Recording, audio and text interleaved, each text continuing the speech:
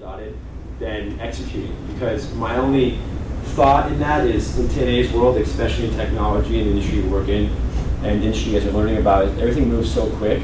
It's Moore's Law, where if you spend time literally writing a business plan for 2 days, you're already 2 days behind of building an application that you could have got on the market. So I'm not saying you shouldn't think about the business and just go and create an online ice cream shop, but think, logically and ask yourself certain questions. And I kind of laid out a couple of questions that helped me when I was an undergrad to, start some businesses. And instead of writing this business plan, I answered these as, revenue streams. So number one is, how are you going to make money? And whenever you guys are in discussions with friends or colleagues or partners about starting a business, these are good reference points to think about. The revenue stream, obviously, how are we going to make money? How much is the person we're trying to charge going to pay for it? What is, what do they prefer to pay? So questions that get your mind jogging in the right direction. And value proposition. So you hear this a lot in the VC world. What is the value proposition you're providing to the people that are paying for it? And this is a good question to ask. Instead of doing this market research and preparing, this formatted, business plan, but to say, why are they going to buy my product instead of somebody else's? And what is the unique thing that I'm offering my customer that they want to keep coming back and buying from me? And what are the key resources? So, do you need a website or a platform, a portal? Do you need a delivery truck? Are there human needs? Do you need a bunch of people to run a software? Or, just what are the key resources that you need to plug in to make it happen? And in most cases, in today's world, it's 2 to 3 people max to get something moving, get something rolling. Customer segments, so you guys probably learned a lot about this in this class, is how do you market to your constituents or your customer? And luckily, the ability to market online today has increased so rapidly where you see a lot of, it's kind of flipped around where, well, we're building this product, we don't know who it's for, we'll try Facebook and Google AdWords and see what the most succession is on click-throughs, and then we find out who our market really is, but that took $150, $300.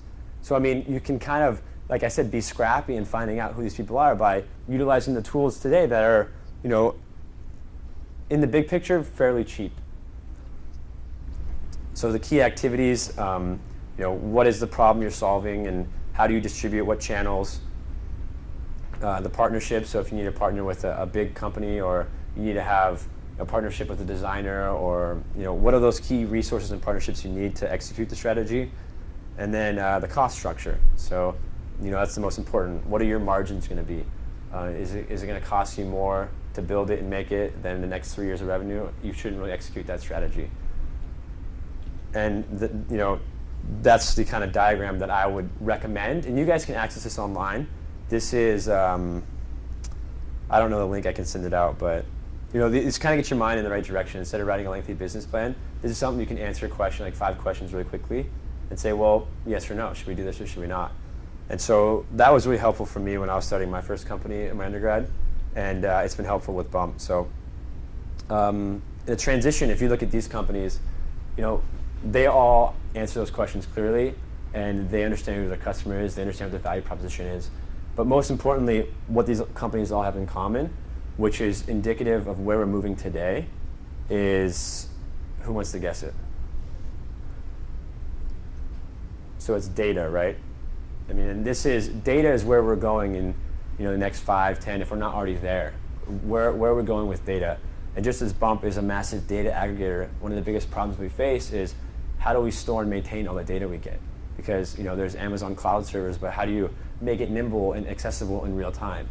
And so all these companies here, Facebook, Google, Yelp, these are companies you guys use and see every day, but they're collecting massive amounts of data that really makes their bottom line what it is. It makes them a profitable company in forever because they collect this massive data. And I would even call it, big data, because this is going to shape the future. And it's what's already been called, and don't quote me on this, is kind of Web 3.0. And you've heard of Web 2.0, but Web 3.0 is essentially semantic web. So it's web filled with information about personalized people's behaviors, and then you can start seeing how that affects the long term of people interact with their environment. And so the personalized web is, no more mass content and saying hypotheses of one demographic. It's telling the hypotheses of Matt Clifford or Shelley or Derek. based on exactly what they said on their emails, the Facebook messages they typed, the things they've liked, the things they disliked. And then they can say, well, based on everything you've done from all the resources, we know that this is X, Y, and Z about you. And so there's huge, huge demand for semantic web, and the data industry is only growing. And just as a snapshot, I mean, you're going to graduate in a year, and what is the unemployment in California? 13%, I think, is what the last one is. And so those are kind of ominous numbers. But if you look at the tech industry, and I'm probably a little biased because I'm in tech industry, but it's not hurting because, I mean, just this last quarter, so that's from January to March 31st, $7.5 billion of VC capital has been invested in the market. Now, if you take 31% of that is internet related.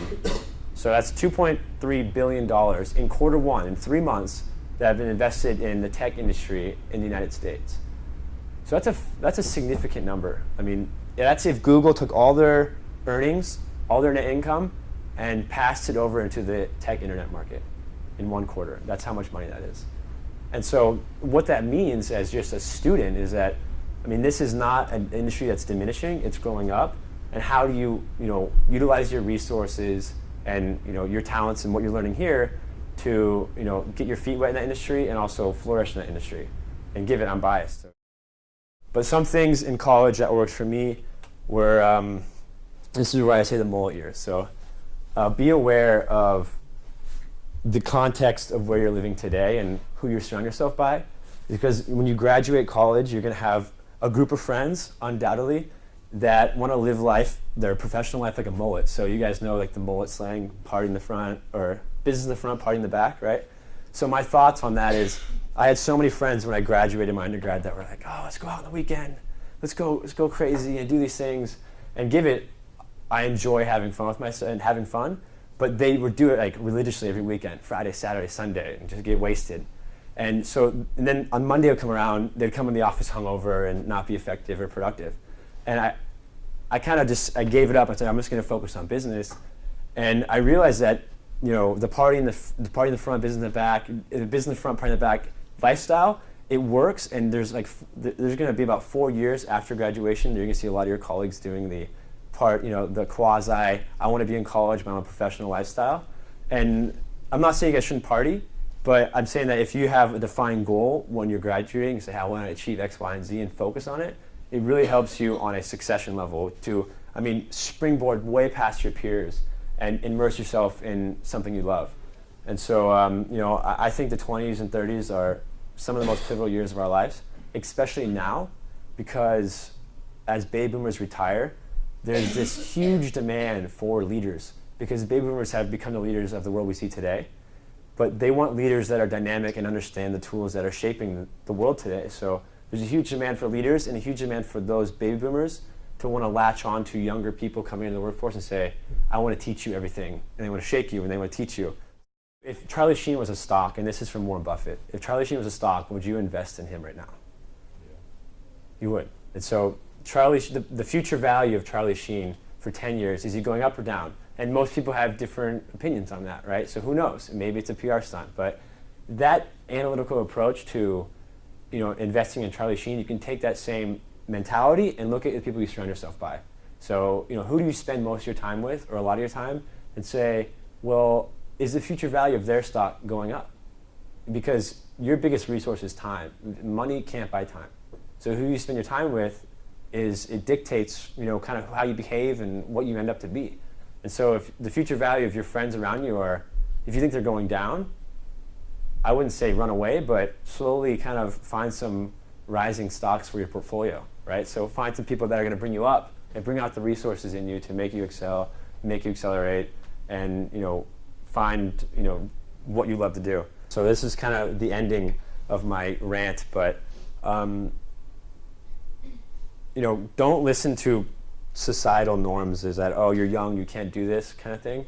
Because if you look at these companies, these are probably businesses or sites that you guys used or tools that you utilized. And look how young the people are. Most people don't realize it. But so Foursquare, Naveen was 28. Red Laser, that application where you scan things, he's 26 years old. When he started a company, he was 24. Matt Mullenweg, he's from WordPress. You guys heard of WordPress? He's 23. So I mean, these are people that, I mean, they're the same age as us. There's nothing stopping them, and there's nothing stopping you. It's just, you know, one thing is who you surround yourself by and how you perceive the world to be. So, you know, age is only a perception of the mind, and you know, you act as old as you want to be until people have to ask you how old you are.